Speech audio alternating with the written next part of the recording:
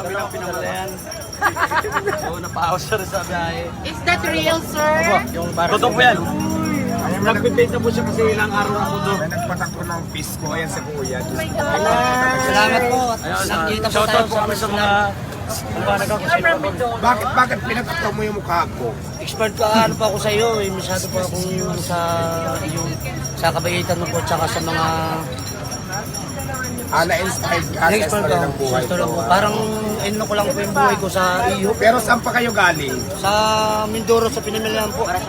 So, Mindoro, pumunta kayo rito Para makita ko lang po kayo at mamit ko ta. Ay, talaga. Maraming salamat. Ako po yung tumawag sa inyo kahapon doon sa telepono. Ang galing. So, ilang oras yung biyahe? Dahil siya nang mahalin. Umalis po kami kagabi doon ay alas Nandiyan ang Ayan masama.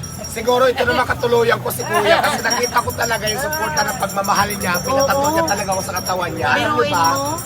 Ang hirap ko talaga yung ginawa ni Kuya kasi sobrang sakit niya. Di ba? Yung pagkakato. Tapos habang buhay niya yan sa katawan. Kaya Tama.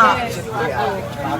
Hindi ka na mapupura sa isipan niya. Mananatili ka. Kaya lang po pasalamat po sa iyo Kuya na nagpakita ng suporta. Habang buhay, habang kakatayan yan. Kaya Kaya ang So, lagi ko ayun. na ano sa kanya na laban lang po. Sabi niya, pag ano, tumayo pa lang sa